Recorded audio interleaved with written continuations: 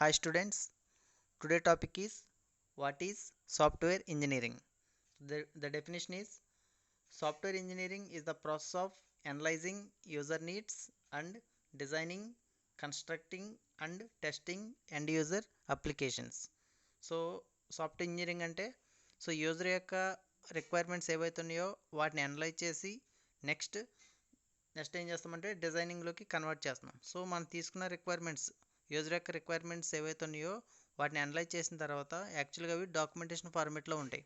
ఆ డాక్యుమెంటేషన్లో ఉన్న ఫార్మేట్లో ఉన్న వాటిని డిజైనింగ్లోకి కన్వర్ట్ చేస్తున్నాం. సో డిజైనింగ్ అంటే పిక్టోరికల్ రిప్రజెంటేషన్. సో ఆ రిక్వైర్మెంట్స్ని మనం పిక్టోరికల్ రిప్రజెంటేషన్లో కన్వర్ట్ చేసిన తర్వాత నెక్స్ట్ ఏం చేస్తున్నామంటే కన్స్ట్రక్ట్ చేస్తున్నాం. సో కన్స్ట్రక్షన్ అంటే మీనింగ్ ఏంటంటే కోడింగ్. సో డిజైనింగ్ ఫార్మేట్లో ఏదైతే ఉందో డేటా ఏదైతే వస్తుందో ఆ డేటాకి రిలేటెడ్గా మనం ఏం చేస్తామంటే కోడింగ్ అనేది ఇంప్లిమెంట్ చేస్తున్నాం. సో కోడింగ్ కూడా మనకి కంప్లీట్ అయిపోయిన తర్వాత లాస్ట్లో ఏం చేస్తున్నామంటే టెస్ట్ చేస్తున్నాం. సో టెస్టింగ్ అనేది ఎందుకు అప్లై చేస్తున్నామంటే టు ఐడెంటిఫైయింగ్ ద బగ్స్, ప్రోగ్రామ్లో ఏమైనా ఎర్రర్స్ ఉన్నాయో లేదో మనం చెక్ చేయడం కోసం టెస్టింగ్ అనేది అప్లై చేస్తున్నాం. సో ఈ ప్రాసెస్ మొత్తాన్ని మనం ఏం పిలుస్తామంటే సాఫ్ట్వేర్ ఇంజనీరింగ్ అని పిలుస్తాం.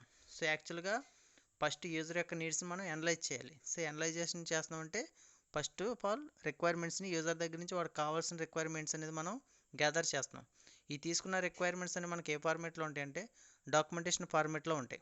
ఈ డాక్యుమెంటేషన్ ఫార్మేట్ని అగైన్ మనం ఏం చేస్తామంటే డిజైనింగ్లోకి కన్వర్ట్ చేస్తున్నాం. సో డిజైనింగ్ కూడా కంప్లీట్ అయిపోయిన తర్వాత కోడింగ్ అనేది ఇంప్లిమెంటేషన్ చేస్తున్నాం. సో కోడింగ్ అప్లై అయిపోయిన తర్వాత కోడింగ్ మొత్తం కంప్లీట్ అయిపోయిన తర్వాత మనం ఏం చేస్తామంటే దానికి టెస్టింగ్ అనేది అప్లై చేస్తున్నాం. సో టెస్టింగ్ ఎందుకు అప్లై చేస్తున్నాం to identifying the errors.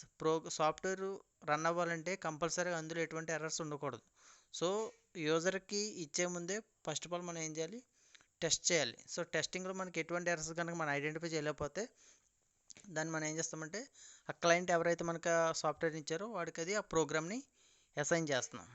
So ఈ ప్రాసెస్ మొత్తాన్ని ఏం పిలుస్తామంటే సాఫ్ట్వేర్ ఇంజనీరింగ్ అని పిలుస్తాం. ఈ సాఫ్ట్వేర్ ఇంజనీరింగ్లో మనకి అడ్వాన్స్డ్గా ఇంకోటి ఉన్నది ఏంటంటే object oriented software engineering. So దాన్ని మనం ఏమని పిలుస్తాం అంటే OOSE అని పిలుస్తాం. సో నార్మల్ సాఫ్ట్వేర్ ఇంజనీరింగ్కి ఈ ఆబ్జెక్ట్ ఓరియంటెడ్ సాఫ్ట్వేర్ ఇంజనీరింగ్కి మెయిన్ డిఫరెన్స్ ఏంటంటే ఆబ్జెక్ట్ ఓరియంటెడ్ సాఫ్ట్వేర్ ఇంజనీరింగ్లో మనకి UML డయాగ్రామ్స్ ఉంటాయి, unified modelling language. So UML diagrams యొక్క మెయిన్ బెనిఫిట్ ఏంటంటే ఆ సాఫ్ట్వేర్ మనం ఇంప్లిమెంట్ చేస్తున్నప్పుడు అందులో వచ్చే యాక్టివిటీస్, టాస్క్స్ ఏవైతే ఉన్నాయో దాన్ని డయాగ్రమెటిక్ ఫార్మేట్ కింద మనం రిప్రజెంట్ చేయడం కోసం UML డయాగ్రామ్స్ని మనం ఇంప్లిమెంట్ చేస్తున్నాం. UML డయాగ్రామ్స్లో మనకి ఏమవుతుందంటే సాఫ్ట్వేర్ని ఇంప్లిమెంట్ చేసిన తర్వాత ఆ సాఫ్ట్వేర్ని ఎవరైతే ఆపరేట్ చేస్తున్నారో వాళ్ళని మనం ఏం పిలుస్తామంటే యాక్టర్స్ అని పిలుస్తాం. అంటే ఇక్కడ సాఫ్ట్వేర్ నేను ఇక్కడ రన్ చేస్తే నేను ఒక యాక్టర్ని అవుతాను.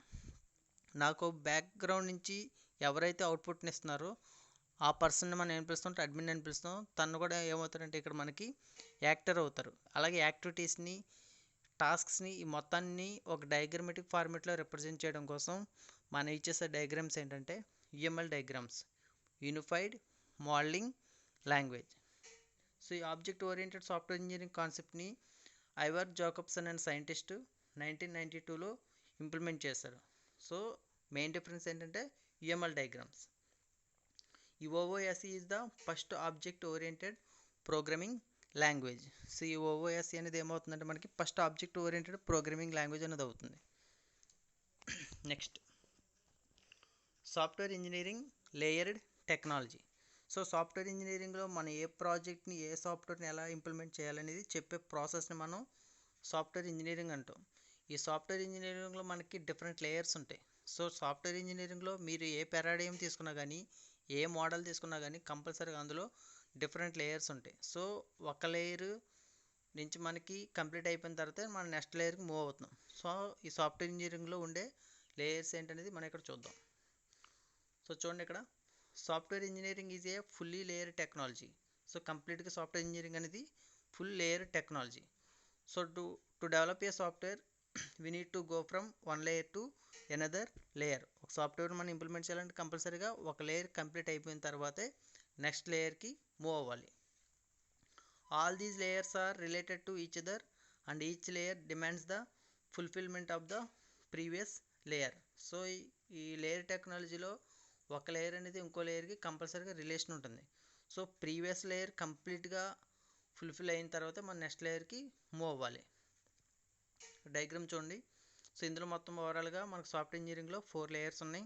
సో ఫస్ట్ లేయర్ వచ్చేసరికి టూల్స్, నెక్స్ట్ లేయర్ వచ్చేసరికి మెథడ్స్, నెక్స్ట్ వన్ వచ్చేసరికి ప్రాసెస్, అండ్ లాస్ట్ వన్ వచ్చేసరికి క్వాలిటీ ఫోకస్. ఈ 4 లేయర్స్ మనం ఏం పిలుస్తామంటే లేయర్ టెక్నాలజీ అని పిలుస్తాం. సో ఫస్ట్ వన్ చూడండి, first layer. The layer technology consists of ఓవరాల్గా 4 లేయర్స్. సో అందులో ఫస్ట్ వన్ వచ్చేసరికి quality focus. So quality focus, first of all మన సాఫ్ట్వేర్ మనం ఇంప్లిమెంట్ చేస్తున్నామంటే మెయిన్గా సాఫ్ట్వేర్ అనేది క్వాలిటీగా ఉండాలి. సో క్వాలిటీ మీనింగ్ ఏంటంటే దాని యొక్క పర్ఫార్మెన్స్ అనేది ఎఫిషియెంట్గా ఉండాలి. సో సాఫ్ట్వేర్ యొక్క క్వాలిటీ అనేది మనకు మెయిన్గా ఇక్కడ చూడండి 4 క్యారెక్టరిస్టిక్స్ మీద డిపెండ్ అయి ఉంది. క్వాలిటీ అనేది 4 క్యారెక్టరిస్టిక్స్ మీద డిపెండ్ అయి ఉంది. సో ఫస్ట్ వన్ వచ్చేసరికి correctness of the functions required to be performed by the software. So first one వచ్చేసరికి correctness of the functions required to be performed by the software. So correctness of the functions అంటే ఏంటంటే behaviour of the input and output behaviour of the input and output. Software మనం implement చేసిన తర్వాత first of all ఒకసారి మనం ఏం చేయాలంటే ఇన్పుట్ని ప్రొవైడ్ చేయాలి.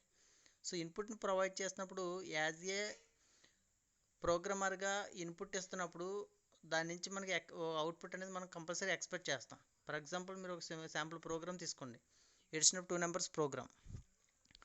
అక్కడ ఎడిషన్ ఆఫ్ 2 నెంబర్స్ ప్రోగ్రామ్ అన్నప్పుడు మన ఇన్పుట్ అనేది 2 నెంబర్స్ ఎంటర్ చేయాలి. సో ఫర్ ఎగ్జాంపుల్ నేను ఇక్కడ 2, 2 ఎంటర్ చేశాను. సో అక్కడ ఎడిషన్ కాబట్టి మనం ఏం ఎక్స్పెక్ట్ చేస్తున్నాం, అవుట్పుట్ 4 అనేది అవుట్పుట్ అవుతుంది. సో ఇన్పుట్ మనం ఇస్తున్నప్పుడు ఎక్స్పెక్ట్ చేసిన అవుట్పుట్ కనుక మనకు అది డిస్ప్లే చేస్తే that is nothing but correctness of the functions. So software మనం దాని యొక్క పర్ఫార్మెన్స్ అనేది ఎలా క్యాలిక్యులేట్ చేస్తామంటే one of the function is correctness of the functions. So అది యూజ్ చేసి కూడా మనం సాఫ్ట్వేర్ యొక్క క్వాలిటీ అనేది మనం డిసైడ్ చేయొచ్చు. నెక్స్ట్ వచ్చేసరికి maintainability of the software. So ఏదైతే సాఫ్ట్వేర్ మనం డిజైన్ చేస్తారో దాని మెయింటెనెన్స్ అనేది ఈజీగా ఉండాలి. సో ఒక సాఫ్ట్వేర్ మనం మొబైల్లో కానీ సిస్టంలో కానీ ఇన్స్టాల్ చేసుకుంటామంటే దాని యొక్క మెయింటెనెన్స్ అనేది ఈజీగా ఉండాలి. సో అప్పుడు దానికి ఏమవుతుంది, అది గుడ్ క్వాలిటీ అవుతుంది, గుడ్ సాఫ్ట్వేర్ అవుతుంది. Next one integrity. So integrity అంటే మీనింగ్ ఏంటంటే providing security so that unauthorised users cannot access information are data. So integrity అంటే మీనింగ్ ఏంటంటే providing the security. So software మనం ఇంప్లిమెంట్ చేస్తున్నామంటే కంపల్సరీగా సాఫ్ట్వేర్కి సెక్యూరిటీ అనేది ప్రొవైడ్ చేయాలి. ఎందుకంటే ఆ సాఫ్ట్వేర్లో మేబీ మన పర్సనల్ డేటా ఎంటర్ చేయొచ్చు, లేదంటే మన పర్సనల్ ఇన్ఫర్మేషన్ స్టోర్ చేసుకోవచ్చు. సో అందులో మనం బల్క్ ఆఫ్ ఇన్ఫర్మేషన్ స్టోర్ చేస్తున్నాం కాబట్టి అందులో ఉన్న స్టోర్ చేసిన డేటా ఏదైతే ఉందో దానికి కంపల్సరీగా మనం సెక్యూరిటీ అనేది ప్రొవైడ్ చేయాలి. So that is nothing but integrity. So దానివల్ల ఏమవుతుంది, సెక్యూరిటీ ప్రొవైడ్ చేయడం వల్ల ఓన్లీ ఆథరైజ్డ్ పర్సన్స్ ఎవరైతే ఉన్నారో, వ్యాలిడ్ పర్సన్స్ ఎవరైతే ఉన్నారో వాళ్ళు మాత్రం ఆ డేటాని యాక్సెస్ చేసుకోగలుగుతారు. సో అనాథరైజ్డ్ పర్సన్స్ నుంచి ఆ డేటాకి మనం ఏం చేయొచ్చు అంటే సెక్యూరిటీ అనేది ప్రొవైడ్ చేయొచ్చు. సో అది దాన్ని మనం ఏం పిలుస్తామంటే ఇంటిగ్రిటీ అని పిలుస్తాం. సో నెక్స్ట్ వన్ వచ్చేసరికి last point usability. So usability means the efforts required to use or operate the software. Design చేసిన సాఫ్ట్వేర్ని మనం యూజ్ చేయాలంటే మనం ఏమి ఎఫర్ట్స్ పెట్టాలి. సో సాఫ్ట్వేర్ని యూజ్ చేయాలంటే ఎలా యూజ్ చేయాలి, ఇన్పుట్ ఎలా ప్రొవైడ్ చేయాలి, అది అవుట్పుట్ని ఎలా డిస్ప్లే చేస్తుంది. సో ఆ ఎఫర్ట్స్ అనేవి కంపల్సరీగా మనకి తెలిసి ఉండాలి. సో హౌ టు ఆ సాఫ్ట్వేర్ని ఎలా యూజ్ చేయాలనేది కంపల్సరీగా మనకి తెలిసి ఉండాలి. సో దాన్ని మనం ఏం పిలుస్తాం అంటే యూజబిలిటీ. సో ఆ సాఫ్ట్వేర్ని ఎలా ఆపరేట్ చేయాలి, సో ఆ సాఫ్ట్వేర్ని నేను యూజ్ చేయాలంటే నేను ఏమి ఎఫర్ట్స్ పెట్టాలి. So that is nothing but usability. This is the first characteristic, that is nothing but quality focus. So next one చూడండి, ప్రాసెస్. సో ప్రాసెస్ అంటే ఏంటి, program under execution. So program అనేది బ్యాక్గ్రౌండ్లో ఎగ్జిక్యూట్ అవుతుందంటే that is nothing but process. ఇప్పుడు మనం mobile తీసుకోండి, లేదంటే సిస్టమ్ తీసుకోండి.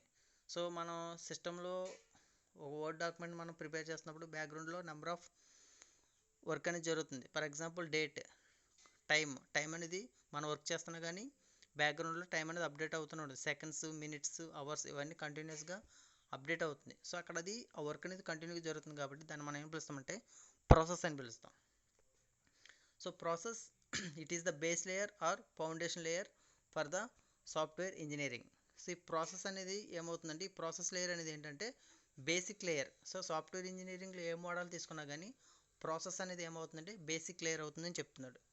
Next one the software process is the key to keep all levels together. So software ఇంజనీరింగ్లో మనకున్న డిఫరెంట్ లేయర్స్ ఏవైతున్నాయో వాటి మొత్తాన్ని సింగిల్గా కల్పించే లేయర్ ఏంటంటే process, software process.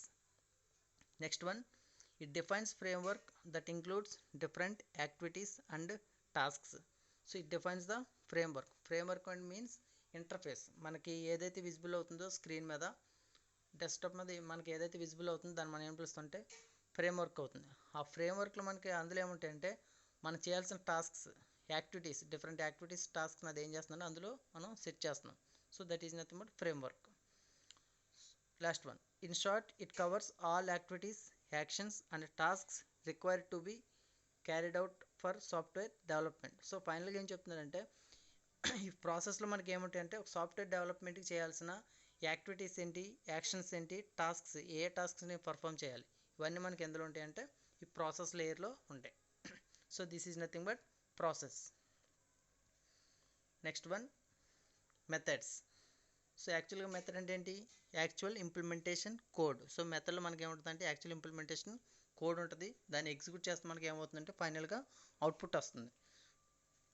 So the method provides the answers of all how to that are asked during the process. So process చేసే టైంలో మనకి కొన్ని క్వశ్చన్స్ వస్తాయి, how to implementation, how to providing answers. ఇలాంటి క్వశ్చన్స్ అన్నిటికి మనకి answer అనేది ఎక్కడ ఉంటుందంటే మెథడ్లో ఉంటుంది. సో ఆల్రెడీ చెప్పాను కదా, ఈ method contains actual implementation code. So final answer అనేది మనకి ఎందులో ఉంటుందంటే మెథడ్లో ఉంటుంది. సో ఆ మెథడ్ మనం ఎగ్జిక్యూట్ చేస్తే మనకి ఏమవుతుంది, అవుట్పుట్ వస్తుంది. సో మనం జావా ప్రోగ్రాంలో మెథడ్స్ క్రియేట్ చేస్తున్నాం. సి ప్రోగ్రాంలో కానివ్వండి, జావా ప్రోగ్రామింగ్ కానివ్వండి, ఎనీ ప్రోగ్రామింగ్ లాంగ్వేజ్లో మనకి ఏమవుతుంది, మెథడ్స్ ఉంటాయి. మెథడ్ మనం యాక్చువల్గా ఇంప్లిమెంటేషన్ కోడ్ అనేది రాస్తున్నాం. ఆ మెథడ్ని ఎగ్జిక్యూట్ చేస్తే ఏమవుతుంది, మనకి అవుట్పుట్ వస్తుంది. So addition of 2 numbers program ఉంది, ఆ మెథడ్ మనం ఏం చేస్తాం, C equal to A plus B అని రాస్తాం. సో ఆబ్జెక్ట్ క్రియేట్ చేసి ఆ మెథడ్ని కాల్ చేస్తే ఆ ఎడిషన్ సంబంధించిన రిజల్ట్ అనేది మనకి కన్సోల్ మీద డిస్ప్లే అవుతుంది.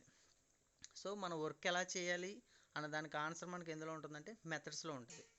Next point, it provides the technical way to implement the software. So మెథడ్స్లో మనకి ఏముంటుంది, టెక్నికల్ ఇంప్లిమెంటేషన్ ఉంటుంది, యాక్చువల్ ఇంప్లిమెంటేషన్ కోడ్ ఉంటుంది. సాఫ్ట్వేర్ని మనం ఇంప్లిమెంట్ చేయాలంటే కంపల్సరీగా కోడ్ అనేది ఎక్కడ రాయాలి, విత్ ఇన్ ద మెథడ్స్లో రాయాలి. ఆ మెథడ్ని దేని నుంచి కాల్ చేయాలంటే ఆబ్జెక్ట్ యూజ్ చేసి మనం కాల్ చేస్తున్నాం. Next, it includes the collection of tasks starting from communication, requirement analysis, analysis and designing model, program construction, testing and support. So it includes the collection of tasks. ఈ మెథడ్స్లో మనకి ఏముంటాయంటే different tasks ఉంటాయి. అవి ఏంటంటే communication అవ్వనివ్వండి, requirement analysis, analysis and designing model, program construction, testing. So ఇప్పుడు మనం ఏవైతే చెప్పుకున్నా అవన్నీ మనకి ఎందులోకి వస్తాయి అంటే మెథడ్స్లోకి వస్తాయి. And last one, tools. ఇప్పుడు ఈ సాఫ్ట్వేర్ ఇంజనీరింగ్ మనం ఇంప్లిమెంట్ చేయాలంటే ఒక ప్రోడక్ట్ మనం ఇంప్లిమెంట్ చేయాలంటే కంపల్సరీగా మనకు టూల్స్ కావాలి. సో ఆ టూల్స్ ఉంటేనే మనకి ఏమవుతుంది, ఆ సాఫ్ట్వేర్ మనం ఇంప్లిమెంట్ చేస్తున్నాం. సో ఫర్ ఎగ్జాంపుల్ తీసుకోండి, ఒక జావా ప్రోగ్రామ్ నేను ప్రోగ్రామ్ రాయాలి, ఎడిషన్ ఆఫ్ 2 నెంబర్స్ ప్రోగ్రామ్ రాయాలి, లేదంటే ప్రైమ్ నెంబర్ ప్రోగ్రామ్ రాయాలి, ప్యాలెండ్రోమ్ ప్రోగ్రామ్ రాయాలి. సో ఈ ప్రోగ్రామ్ రాయాలంటే ఫస్ట్ ఆఫ్ ఆల్ నాకు ఏం కావాలి, టూల్స్ కావాలి. సో టూల్స్ అంటే అక్కడ మనకి ఏమవుతాయి, నోట్ ప్యాడ్ కావాలి కదా కంపల్సరీగా. ప్రోగ్రామ్ టైప్ చేయాలంటే కంపల్సరీగా ఏదో ఒక ఎడిటర్ కావాలి. సో అక్కడ నోట్ ప్యాడ్ అనేది ఒక టూల్ అవుతుంది. నెక్స్ట్, రాసిన ప్రోగ్రామ్ని ఎగ్జిక్యూట్ చేయాలంటే మనకి ఏం కావాలి, మళ్ళీ అగైన్ కమాండ్ ప్రాంప్ట్ కావాలి. సో కమాండ్ ప్రాంప్ట్ అనేది అక్కడ ఒక టూల్ కింద యూజ్ అవుతుంది. యాక్చువల్గా సాఫ్ట్వేర్స్, బట్ అక్కడ మనకు అదేమవుతుంది, టూల్ అవుతుంది. సో ఇలా ఒక ప్రోగ్రామ్ రాయడానికి మనం డిఫరెంట్ టూల్స్ యూజ్ చేస్తున్నాం. అలాగే ఒక సాఫ్ట్వేర్ని మనం ఇంప్లిమెంట్ చేయాలంటే కంపల్సరీగా టూల్స్ని యూజ్ చేయాలి. So the software engineering tool is an automated support for the software development. So software develop చేయాలంటే కంపల్సరీగా మనకి టూల్స్ కావాలని చెప్తున్నాడు. Next point, the tools are integrated, that is the information created by one tool can be used by the other tool. So ఒక tool ఇచ్చేసి మనం సాఫ్ట్వేర్ని implement చేస్తున్నప్పుడు అక్కడ సమ్ ఏది ఇన్పుట్ వస్తుంది, అవుట్పుట్ వస్తుంది. సో అవుట్పుట్ మనకి ఏమవుతుందంటే నెక్స్ట్ ఇచ్చేసే టూల్కి అది ఇన్పుట్ అవుతుంది. ఫర్ ఎగ్జాంపుల్ 3 టూల్స్ ఇచ్చేస్తున్నాను నేను ఒక ప్రోడక్ట్ని ఇంప్లిమెంట్ చేయడానికి సాఫ్ట్వేర్ని. సో ఫస్ట్ టూల్ ఇచ్చేసి నేను సమ్ వర్క్ చేశాను. ఆ వర్క్ చేసినప్పుడు నాకు అవుట్పుట్ ఏదైతే వస్తుందో నెక్స్ట్ వచ్చి సెకండ్ టూల్కి అది ఏమవుతుంది, ఇన్పుట్ అవుతుంది. So second tool work complete అయిపోయిన తర్వాత అక్కడ ఏదైతే అవుట్పుట్ వస్తుందో అది ఏమవుతుంది, థర్డ్ టూల్కి ఇన్పుట్ అవుతుంది. సో ఇలా ఒక టూల్ దగ్గర వచ్చిన ఇన్ఫర్మేషన్ సెకండ్ టూల్ అనేది యూజ్ చేసుకుంటుంది. That is tools integrated. And last point వచ్చేసరికి ఎగ్జాంపుల్ చెప్తున్నాను చూడండి. For example The Microsoft Publisher can be used as web designing tool. So Microsoft publisher అనే సాఫ్ట్వేర్ ఏదైతే ఉందో, టూల్ ఏదైతే ఉందో, దాన్ని మనం దేనిగా యూజ్ చేస్తున్నాం, వెబ్ డిజైనింగ్ టూల్ కింద యూజ్ చేస్తున్నాం. సో మైక్రోసాఫ్ట్ పబ్లిషర్ అనే సాఫ్ట్వేర్ టూల్ని ఇక్కడ ఎలా యూజ్ చేస్తున్నామంటే, అది సాఫ్ట్వేర్, మైక్రోసాఫ్ట్ పబ్లిషర్ అనేది సాఫ్ట్వేర్, కానీ మనం ఎలా యూజ్ చేస్తున్నాం, వెబ్ డిజైనింగ్ టూల్ కింద యూజ్ చేస్తున్నాం. సో ఇలా ఏం చేస్తామంటే టూల్స్ని మన సాఫ్ట్వేర్ డెవలప్ చేయడానికి యూజ్ చేస్తున్నాం. So these are the different layers in software engineering layered technology. So మొత్తం ఓవరాల్ మనకి ఎన్ని లేయర్స్ ఉన్నాయి, 4 లేయర్స్ ఉన్నాయి. First one quality focus, bottom up approach ఇది. So first one quality focus, next one process, next one methods, and final వచ్చేసరికి tools. ఈ మొత్తం 4 layers మనకి ఏమవుతుంది, గ్రూప్గా ఉంటాయి. ఒక లేయర్ నుంచి ఇన్ఫర్మేషన్ ఇంకో లేయర్కి పాస్ అవుతుంది. ముందు క్వాలిటీ ఫోకస్ అది కంప్లీట్ అయిన తర్వాత మనకి processing, next methods, and last one వచ్చేసరికి టూల్స్. సో ఇలా మనకి సాఫ్ట్వేర్ ఇంజనీరింగ్ అనేది కంప్లీట్గా లేయర్ టెక్నాలజీ. ఓకేనా.